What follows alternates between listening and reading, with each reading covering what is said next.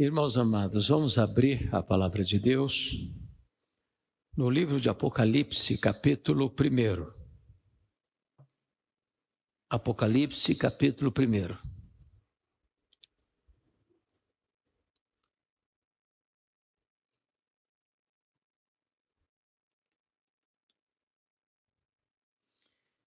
Faremos a leitura do verso 9 ao verso 13. E depois, no capítulo 3, 14 a 22. Começando com o capítulo 1, verso 9. Eu, João, irmão vosso e companheiro na tribulação, no reino e na perseverança, em Jesus achei-me na ilha chamada Pátimos por causa da palavra de Deus e do testemunho de Jesus. Achei-me espírito no dia do Senhor e ouvi por detrás de mim grande voz como de trombeta dizendo: o que vês, escreve em livro e manda às 7 igrejas: Éfeso, Esmirna, Pérgamo, Tiatira, Sardes, Filadélfia e Laodiceia. Voltei-me para ver quem falava comigo, e voltado vi 7 candeeiros de ouro, e no meio dos candeeiros um semelhante a filho de homem. Até aqui. Capítulo 3, verso 14. Ao anjo da igreja em Laodiceia escreve: estas coisas diz o Amém, a testemunha fiel e verdadeira, o princípio da criação de Deus. Conheça as suas obras, que nem és frio nem quente. Quem dera fosses frio ou quente. Assim, porque és morno e nem és quente nem frio, estou a ponto de vomitar-te da minha boca, pois dizes: estou rico e abastado, e não preciso de coisa alguma. E nem sabes que tu és infeliz, sim, miserável, pobre, cego e nu. Aconselho-te que de mim compres ouro refinado pelo fogo, para te enriqueceres, vestiduras brancas para te vestires, a fim de que não seja manifesta a vergonha da tua nudez, e colírio para ungir os teus olhos, a fim de que vejas. Eu repreendo e disciplino a quantos amo. Sê, pois, zeloso e arrepende-te. Eu repreendo, então, e disciplino a quantos amo. Eis que estou à porta e bato. Se alguém ouvir a minha voz e abrir a porta, entrarei em sua casa e cearei com ele, e ele comigo. Ao vencedor dar-lhe-ei sentar-se comigo no seu trono, no meu trono, assim como também eu venci e me sentei com meu Pai no seu trono. Quem tem ouvidos, ouça o que o Espírito diz às igrejas. Amém. Irmãos, permita-me situar geográfica, histórica e cronologicamente esse fato antes de entrar na exposição do texto. Já haviam passado pelo Império Romano, César Augusto, Tibério César, Calígula e Cláudio.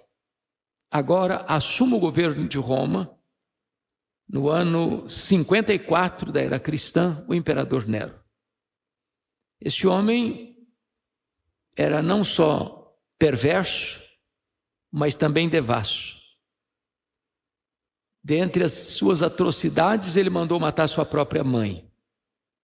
10 anos depois que ele assumiu o governo, precisamente 17 de julho do ano 64, a cidade de Roma, a capital do império, a mais populosa, a mais rica e mais poderosa cidade do mundo de então, é criminosamente incendiada. Foram 7 noites e 6 dias de incêndio. E Nero assistia este horrendo espetáculo do alto da torre de Mecenas, tangendo a sua lira. Quando o incêndio acabou, a cidade devastada, mas 4 bairros não atingidos pelas chamas, densamente povoados por judeus e cristãos, deram a Nero um álibi para botar a culpa do incêndio de Roma nos cristãos. Então começa de maneira pontual um verdadeiro massacre aos cristãos. Naquela época faltou madeira para fazer cruz, tamanha quantidade de crentes crucificados. Quando não havia mais madeira, os crentes eram amarrados nos postes, cobertos de piche e queimados vivos para iluminar as noites de Roma. Um verdadeiro banho de sangue. 2 anos depois, ano 66, explode a guerra judaica. Isso porque uma sinagoga judaica fora profanada em Cesareia Marítima, e os zelotes, que nunca foram favoráveis ao governo de Roma em Israel, se rebelaram. E começa então essa guerra, que vai se tornar uma grande tragédia para Israel, culminando na destruição de Jerusalém. E também na diáspora dos judeus. Isso ocorre no ano 66. No ano 67, no governo de Nero, são martirizados os apóstolos Paulo e Pedro. No ano 68, ano seguinte, Nero é deposto pelo Senado romano. E então, na sua angústia e desespero, comete suicídio. Ano 70, 2 anos depois, o cerco de Jerusalém acontece.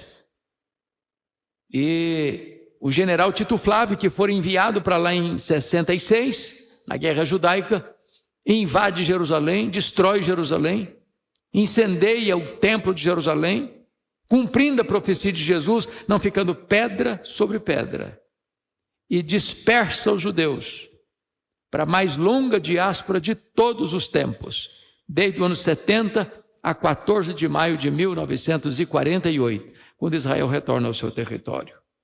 Nesse mesmo ano 70, o imperador Vespasiano inaugura em Roma o Coliseu, chamado Coliseu Romano, o Anfiteatro da Morte, que na festa de inauguração, 100 dias de inauguração, 10.000 cristãos foram mortos com requinte de crueldade. Então chega o ano 69 a 81, esse mesmo general que destruíra Jerusalém, agora é conduzido à proa do Império Romano como imperador romano e governa de 79 a 81. Em 81 assume o governo Domiciano, que governa até 96. E Domiciano foi tão mau e tão perverso que ele foi considerado um segundo Nero, ou Nero redivivo. É este imperador que deporta o apóstolo João, então pastor da igreja de Éfeso, capital da Ásia Menor, para uma ilha vulcânica do mar Egeu, uma colônia penal chamada Ilha de Pátimos. É bom destacar que a essas alturas, nenhum apóstolo já estava mais vivo, exceto João. Todos os outros apóstolos já estavam mortos, e todos mortos pelo viés do martírio. Certamente a intenção de Domiciano era calar a voz do último apóstolo de Jesus. A intenção dele era encurralá-lo numa ilha cercada do mar por todos os lados, para ali em trabalhos forçados morrer na solidão, fechando-lhe todas as portas da terra. Entretanto, quando todas as portas da terra se fecharam para João, Deus abriu-lhe uma porta no céu e disse: sobe para aqui, que eu te mostrarei as coisas que devem acontecer. E então era um dia de domingo, diz a Bíblia, era o dia do Senhor, quando João nesta ilha escuta uma voz atrás dele como voz de trombeta, dizendo: o que vês, escreve em livro e manda às 7 igrejas: Éfeso, Esmirna, Pérgamo, Tiatira, Sardes, Filadélfia e Laodiceia. Quando ele se volta para ver quem falava com ele, ele não vê quem falava com ele. Ele vê os 7 candeeiros, ele vê as 7 igrejas, e no meio das igrejas, um semelhante a filho de homem. Em outras palavras, o mundo só pode ver Jesus na igreja e através da igreja. Mas este Jesus que João vê, não é mais aquele Jesus suando sangue, chorando, prostrado com o rosto em terra, angustiado até a morte do Getsemane. O Cristo que João vê agora não é mais aquele Cristo cuspido e esbordoado do sinédrio judaico. O Cristo que João vê agora não é mais aquele Cristo espancado e vilipendiado do pretório romano. O Cristo que João vê agora não é mais aquele Cristo que caminha exangue pelas estreitas e apinhadas ruas de Jerusalém, sob os apupos e vaias de uma multidão ensandecida. O Cristo que João vê agora não é mais aquele Cristo pregado naquele lenho maldito. O Cristo que João vê é o Cristo vencedor e vitorioso. Seus cabelos estão mais cheios de sangue e poeira, mas são brancos como a alva, lã e como a neve. Seus olhos não estão mais empapuçados de sangue, mas são como chamas de fogo. Suas mãos não estão mais pregadas no lenho, mas sustentam a igreja. Seus pés não estão mais cravados naquele lenho pelos cravos malditos, mas são como bronze polido. A sua voz não está mais embargada pela sede, é voz como voz de muitas águas. E agora diz a Escritura que o seu rosto não está mais desfigurado, mas brilha como o sol na sua força. Quando João vê o Cristo da glória, diz a Bíblia, sendo ele o apóstolo mais próximo de Jesus, cai como morto aos seus pés. E João põe a mão direita, Jesus põe a mão direita sobre ele e diz: não tenhas medo, João, eu sou o primeiro, eu sou o último. Eis que eu estive morto, mas eu estou vivo pelos séculos dos séculos, e eu tenho as chaves da morte e do inferno. Nós não estamos aqui adorando o Cristo que esteve vivo e está morto. Nós viemos aqui hoje adorar o Cristo que esteve morto, mas está vivo pelos séculos dos séculos, e tem as chaves da morte e do inferno. Quando você olha comigo o versículo 13, você encontra o Cristo glorioso no meio dos candeeiros. Isso é muito importante. Os candeeiros são as igrejas. Ele está no meio das igrejas. E eu diria a você hoje que ele está aqui no nosso meio, nesta noite. E é por esta convicção que você e eu viemos aqui. Porque se nós nos reuníssemos aqui sem ele presente, isso aqui não passaria de um mero encontro religioso e nada mais, sem qualquer significado sobrenatural. Mas Jesus está aqui. Foi ele quem prometeu: onde estiverem 2 ou 3 reunidos em meu nome, ali eu estarei no meio de vocês. Mas não, confira comigo o capítulo 2, versículo 1, porque tem outra informação aqui. Ao anjo da igreja em Éfeso escreve: essas coisas diz aquele que conserva na mão direita as 7 estrelas e anda no meio dos 7 candeeiros. Ele não está estático aqui hoje entre nós. Ele anda no meio dos candeeiros. Eu diria a você que Jesus não só está aqui, ele está andando entre nós. E quando você examina as cartas, ele está andando no meio das igrejas para exortá-las, para consolá-las, para corrigi-las, para adverti-las, para fazer promessas. E na medida que ele caminha no meio dessas igrejas, ele tem elogios a fazer, ele tem censuras a fazer. Notem comigo que para 2 igrejas não teve nenhuma censura, apenas elogios. Para quais igrejas? Para Esmirna e para Filadélfia. Esmirna era a mais pobre, Filadélfia a mais fraca. Jesus disse para a igreja de Esmirna: eu conheço as tuas obras, eu conheço a tua tribulação e a tua pobreza, mas tu és rico. Isso me encanta muito, porque você e eu às vezes passamos por tribulações extremamente dolorosas. E é muito bom saber que Jesus conhece as nossas lutas, as nossas dores, as nossas lágrimas. Mas é muito bom saber também que o conceito de Jesus é diferente do nosso. Porque você e eu temos uma noção do que seja uma igreja rica. O que é uma igreja rica na perspectiva humana? É uma igreja que tem muitos membros? É uma igreja que tem um templo suntuoso? É uma igreja que tem um orçamento robusto? Essa é a concepção humana. Mas a igreja de Esmirna, embora pobre na terra, era rica no céu. Embora desprovida de recursos financeiros, era rica de recursos espirituais. Ao mesmo tempo, a igreja de Laodiceia, que olhava para si e dizia: eu sou rica, sou abastada, não preciso de nada. Jesus olha para a mesma igreja: você é pobre, você é miserável, você está cega, você está nua. Rica diante dos homens, pobre aos olhos de Deus.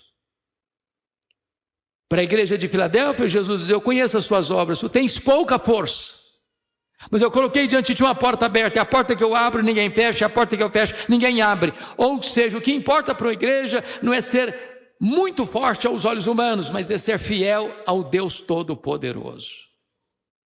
Mas para 4 igrejas Jesus faz elogios e faz censuras. Para quais igrejas? para Éfeso. Ele elogia aquela igreja pela sua fidelidade doutrinária. Uma igreja que colocava à prova aqueles que se diziam apóstolos, mas não eram apóstolos. Aquela igreja odiava as obras dos nicolaítas, as quais Jesus, eu também odeio. Quem eram os nicolaítas? Aqueles que induziam o povo a uma vida promíscua, rebelde.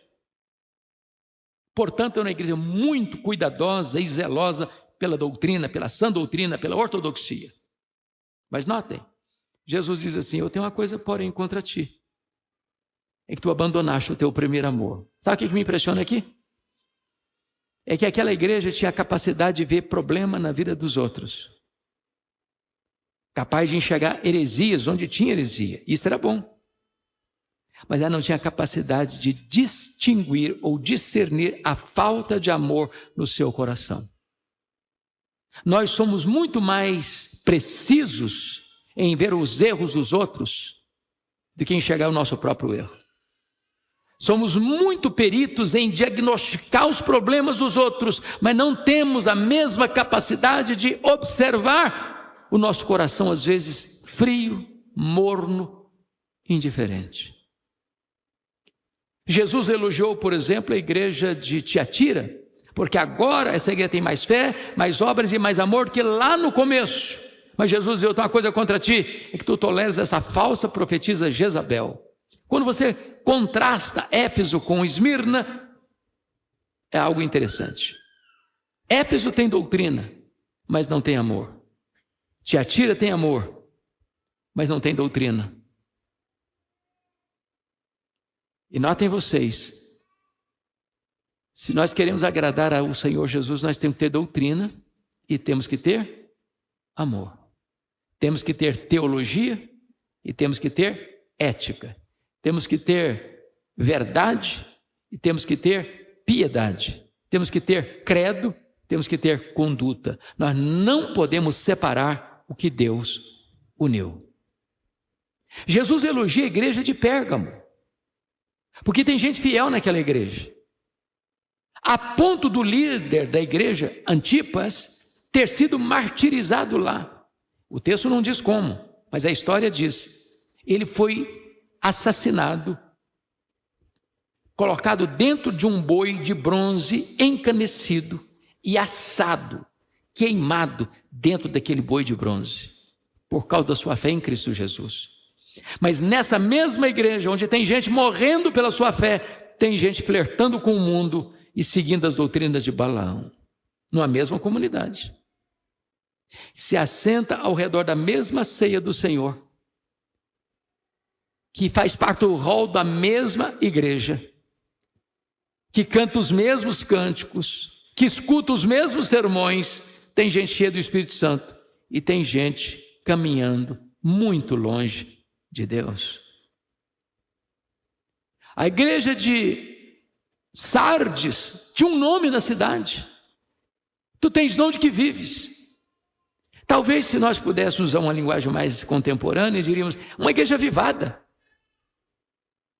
Quem olhasse aquela igreja de fora, diz: que igreja impressionante, como cantam com tanta vibração, como oram com tanto fervor, como adoram a Deus com tanta alegria. Seria uma igreja avivada. Mas Jesus não se impressiona com os nossos cacuetes. Às vezes as pessoas, querendo ser espirituais, mudam até o tom da voz na oração, dá até uma tremidinha na voz para dizer que é espiritual. Jesus não se impressiona com isso. Sabe por quê? Porque ele enxerga o coração. E Jesus diz para essa mesma igreja: você tem nome que vive, mas você está morta. E Jesus me choca muito, porque ele enxerga as coisas às vezes diferente do que eu enxergo. Porque a igreja que diz que está viva, Jesus: não, você está morta. A igreja que diz que é rica, Jesus: não, você é pobre. A igreja que é pobre, Jesus: não, você é rica. A igreja que é fraca, Jesus: não, mas eu coloquei diante de você uma porta aberta. Conclusão: o que importa não é o que as pessoas dizem a nosso respeito. O que importa não é o que nós dizemos a nosso respeito. O que importa é o que Jesus diz a nosso respeito. Agora vejam, dessas 7 igrejas, Há um estribilho que se repete em todas as cartas. E o estribilho é este: eu conheço, eu conheço, eu conheço, eu conheço, eu conheço, eu conheço, eu conheço.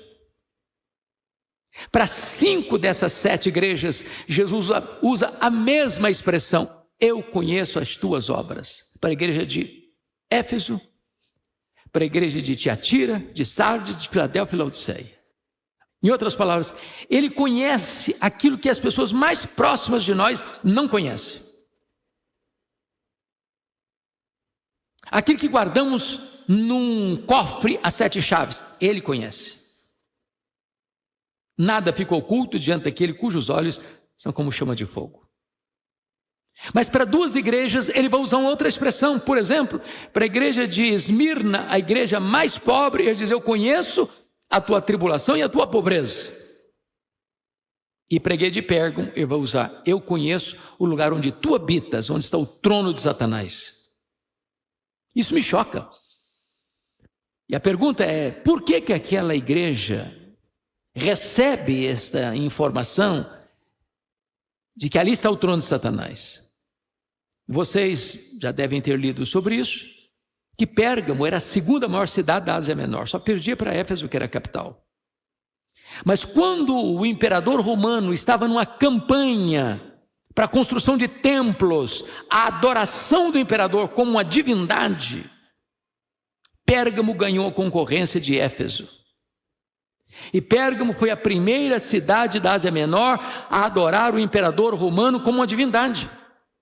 Então, possivelmente, o que Jesus está querendo dizer é o seguinte: qualquer lugar onde um homem é colocado no pedestal, onde um homem é venerado, aí está o trono de Satanás, porque todo humanismo idolátrico é satânico. Deus não divide a sua glória com ninguém. Segundo lugar, por que Jesus disse que o trono de Satanás estava lá? É porque Pérgamo era a sede do culto a Esculápio. Esculápio era o conhecido deus da cura. O símbolo de Esculápio era uma serpente. Caravanas do mundo inteiro iam a Pérgamo para serem curadas por Esculápio.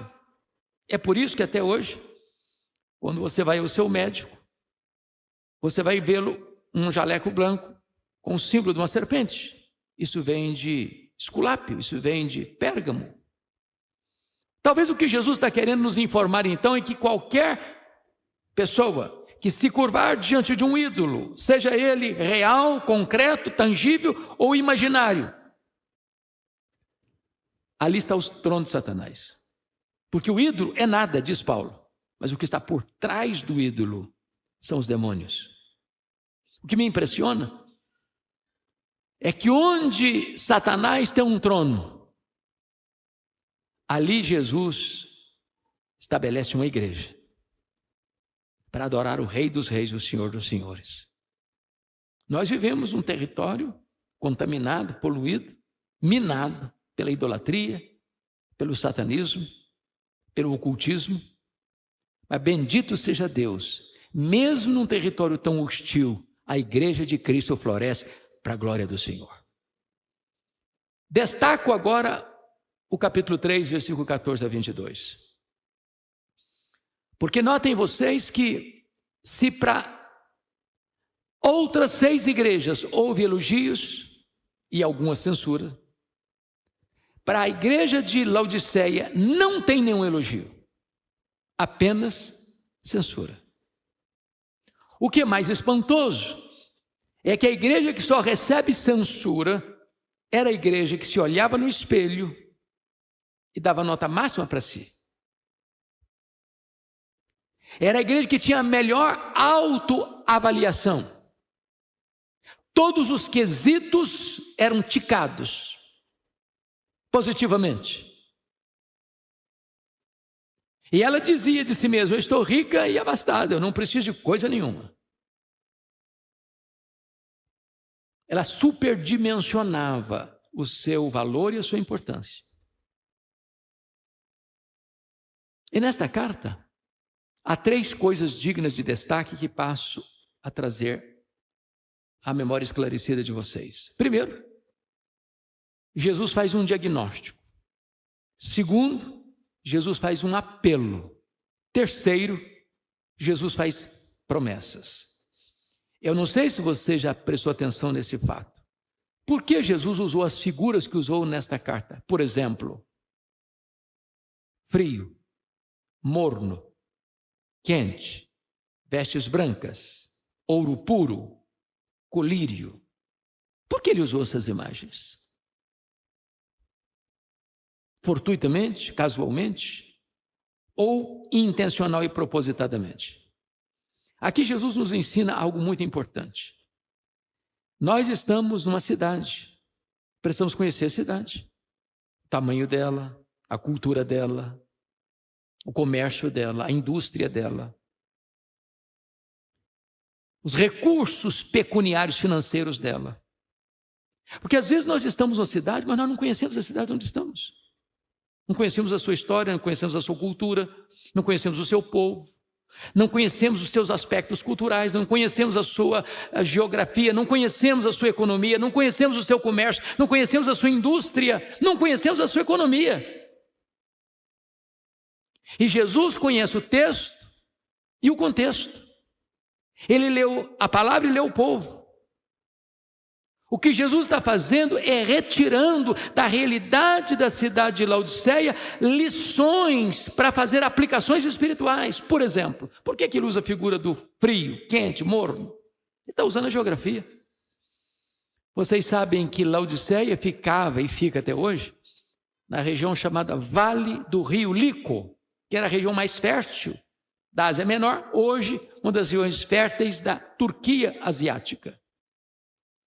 Aquela região metropolitana tinha 3 cidades: Laodiceia, Colossos e Hierápolis.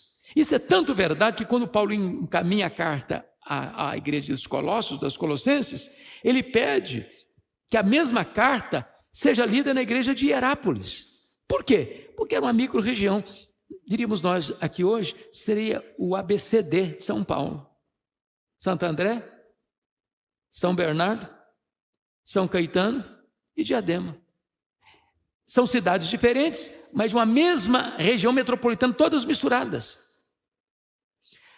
Hierápolis era mundialmente conhecida pelas suas fontes de águas termais quentes. Até hoje você tem lá o Castelo Branco, cujas águas quentes brotam, vão formando piscinas em cascatas, e as pessoas vinham e vêm até hoje tomar banhos terapêuticos. Era a nossa Caldas Novas brasileira.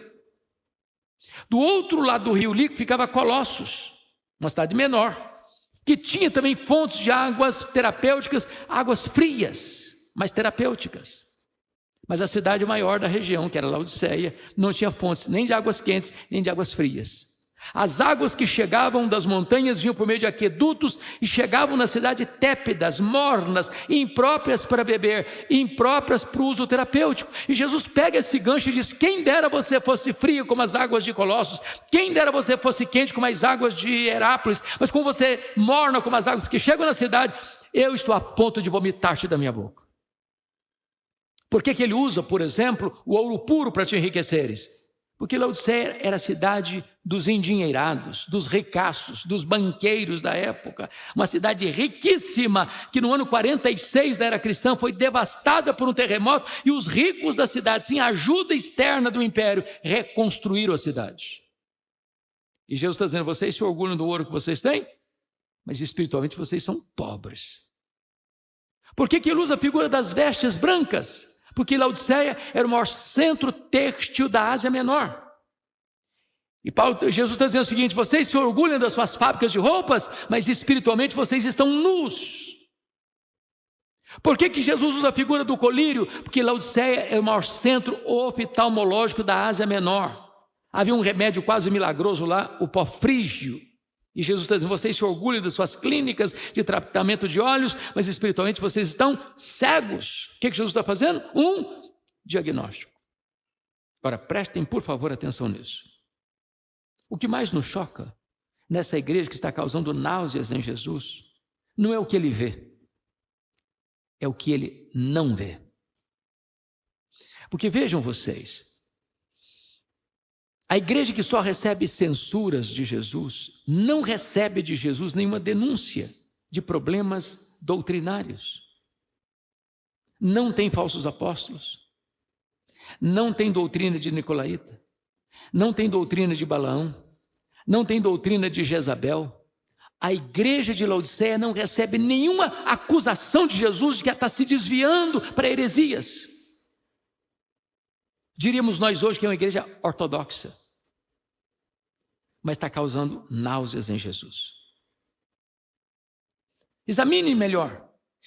Você não encontrará nenhuma denúncia de Jesus de problemas morais, continham problemas morais lá em Tiatira, lá em Pérgamo, lá em Sardes. Não há denúncia de pecado, não tem escândalo acontecendo. Mas essa igreja, embora ética, está causando náuseas em Jesus. Leia melhor as cartas e vocês não verão nenhuma denúncia de Jesus de problemas econômicos, pobreza, miséria. Não, a igreja é rica, é próspera. Os teólogos da prosperidade não fariam sucesso lá. Todo mundo já era rico. Mas está causando náuseas em Jesus. Leia as cartas e vocês não verão nenhum problema, por exemplo, de perseguição. Tinha perseguição religiosa em Éfeso, tinha perseguição política em Pérgamo, mas essa igreja vivia em paz. Então diríamos nós que essa igreja é ortodoxa, é ética, é próspera e vive em paz. Posso até lhe garantir que se nós morássemos naquela região, naquele tempo, nós iríamos frequentar com os nossos filhos a igreja de Laodiceia. Era a melhor igreja. Mas Jesus olha e diz: eu estou a ponto de vomitar-te da minha boca. Então a pergunta é: o que Jesus viu que causou tanto desconforto nele? Só uma coisa: falta de fervor espiritual.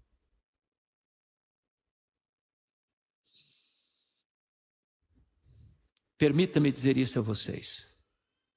Depois de percorrer todos os estados brasileiros, depois de pregar em mais de 1.500 igrejas no nosso país, das mais diversas denominações, desde igrejas ultraconservadoras a igrejas ultrapentecostais.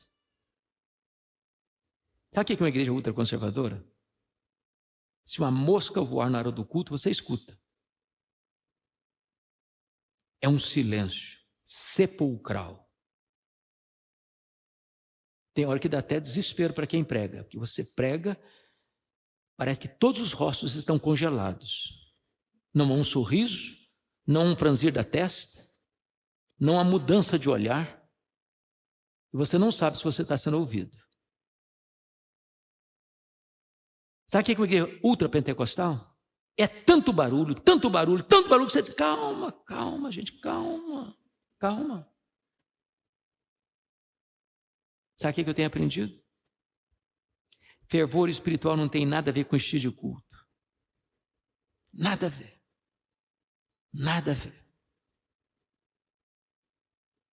O Senhor não se impressiona com os nossos cacuetes.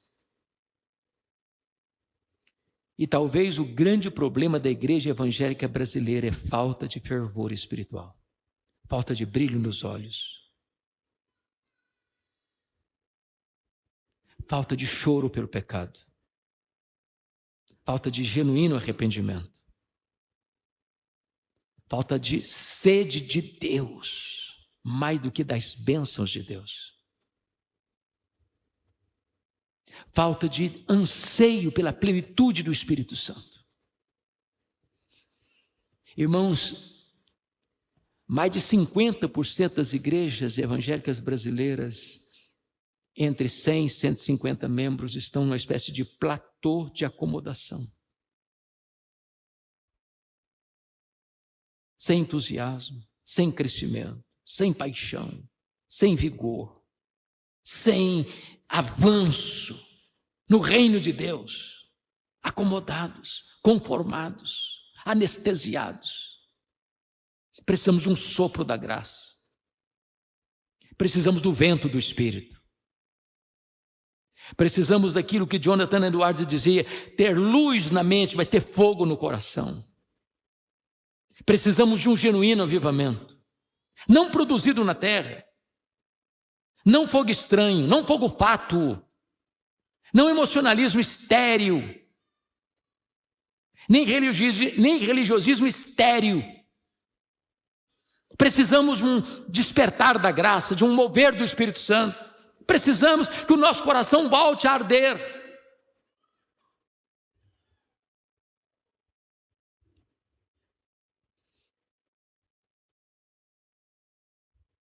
Depois que Jesus faz esse diagnóstico, ele vai fazer um apelo. E ele começa o apelo no verso 18 assim: aconselho-te. E Jesus é tão sensível conosco, que ele é o Senhor da igreja, ele é o cabeça da igreja, ele é o dono da igreja, ele podia dar uma ordem peremptória, mas ele começa com um conselho: aconselho-te. Que tu compres de mim ouro refinado pelo fogo para te enriqueceres, vestiduras brancas para te vestires, a fim de que não seja manifesta a vergonha da tua nudez, colírio para ungir os teus olhos, a fim de que vejas. O que é que Jesus está dizendo? O que Jesus está dizendo é que ele está oferecendo a solução para o problema de falta de fervor. Ele está dizendo: aconselho-te que tu compres de mim, que tu compres de mim, que tu compres de mim. O produto que ele tem é essencial e o preço é de graça.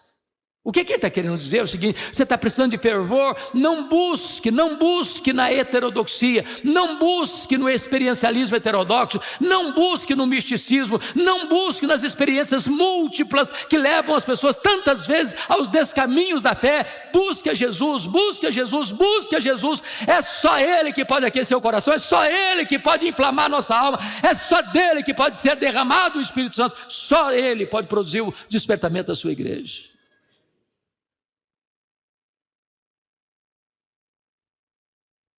Quantas pessoas foram buscar fervor em outros lugares e se desviaram da fé?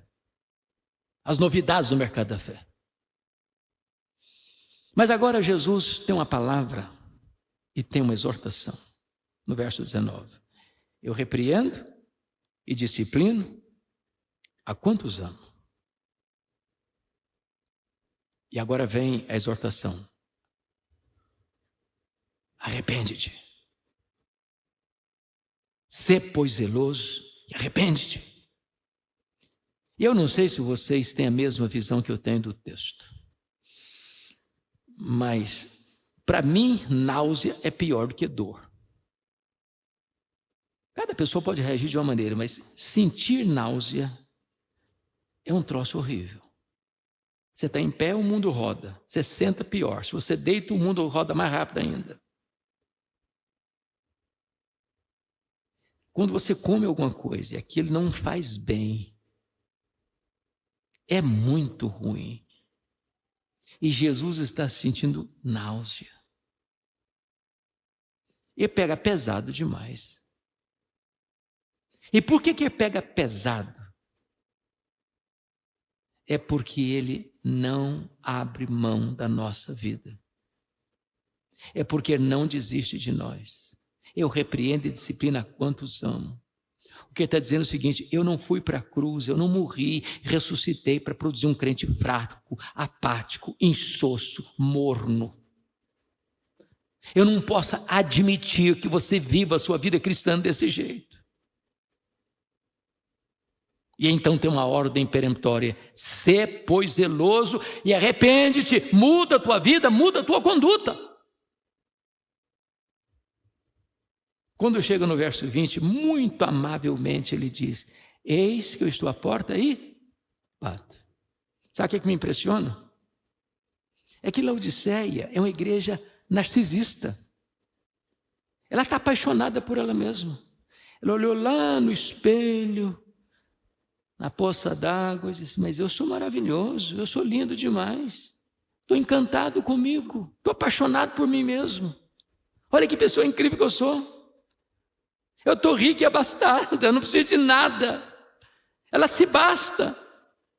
Ela reúne para ela mesma, ela canta para ela mesma, ela prega para ela mesma, ela vive para ela mesma. Ela está com a porta fechada e nem percebeu que Jesus está do lado de fora. Que tragédia a igreja se reunir e Jesus está do lado de fora. não teve acesso. Ele diz, eu estou batendo, e escutou a porta e bato. Continuamente eu bato. Se alguém ouvir a minha voz e abrir a porta, eu entrarei. E cearei com ele, ele comigo. Que Jesus me convide a cear com ele, que privilégio, que graça. Mas que ele queira cear comigo. Sabe o que ele está nos dizendo? A única maneira do nosso coração aquecer é assentando-nos à mesa com Jesus. É ter comunhão com Ele, intimidade com Ele. Aquela intimidade na porta do quarto fechada, sem holofotes, sem luzes da ribalta. Às vezes, irmãos, a gente bota a vida cristã no piloto automático. Às vezes a gente vira um religioso, um fariseu. Perdeu a alegria da intimidade. Os discípulos de Emaús, quando seus olhos abriram para ver que era o Jesus ressurreto, o coração ardeu. E quando os olhos se abrem e o coração arde, os pés se apressam. E quando os olhos se abrem, o coração arde, os pés se apressam, você não consegue ficar calado mais, sem falar desse Jesus para as outras pessoas. Mas agora vem a promessa. E no verso 14 ele diz por que ele tem competência para fazer promessa. Estas coisas diz o amém. Sabe o que significa isso? Jesus é a última palavra de Deus para você. Se você não ouvi-lo, não tem novas revelações mais.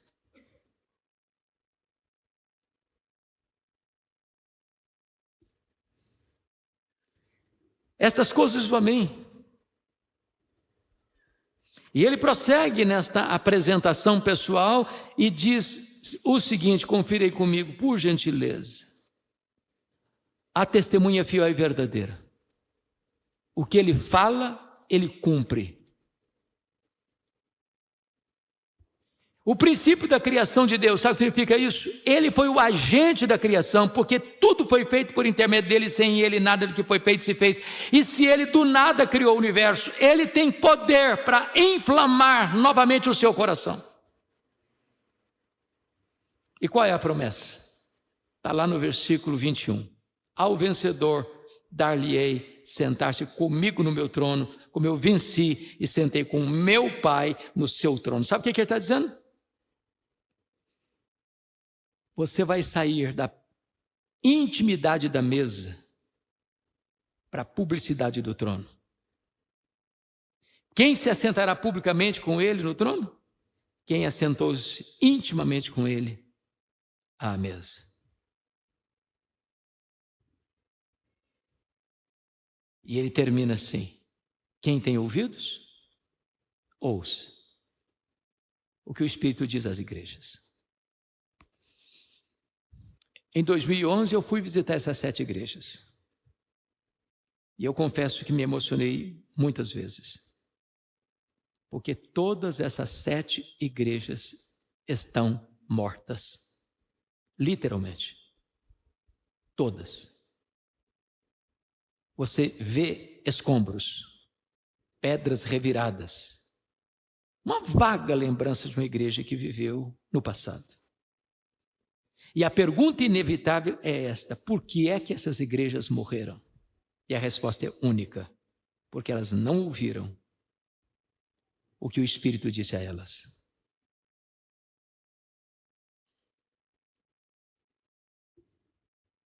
Que dia que é hoje da semana? 10. Dia 10. Pois bem, daqui a pouquinho nós vamos comemorar mais o aniversário da Reforma Protestante.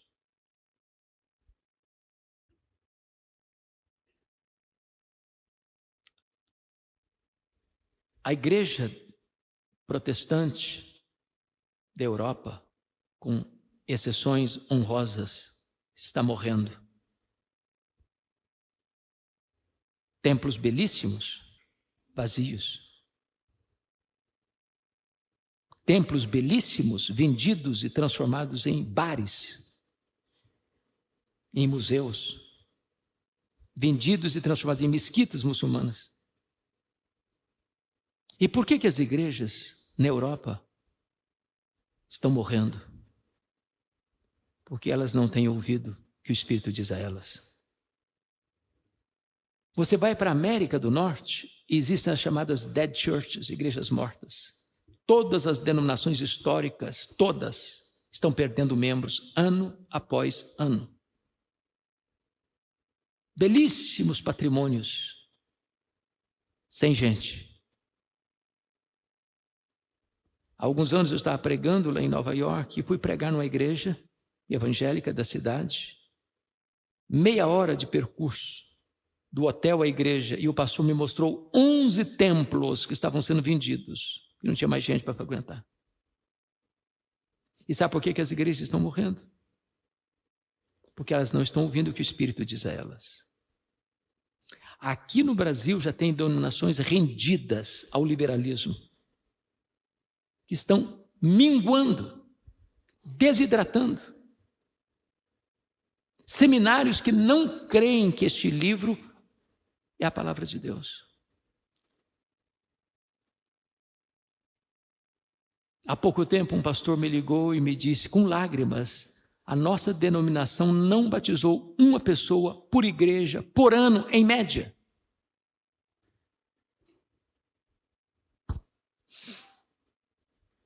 Por outro lado, você vê mega templos, mega igrejas lotadas e multidões, mas não tem evangelho. Não tem evangelho. Não tem boas novas de salvação. Se prega sobre prosperidade, sucesso, curas e milagres, muitos deles às vezes forjados.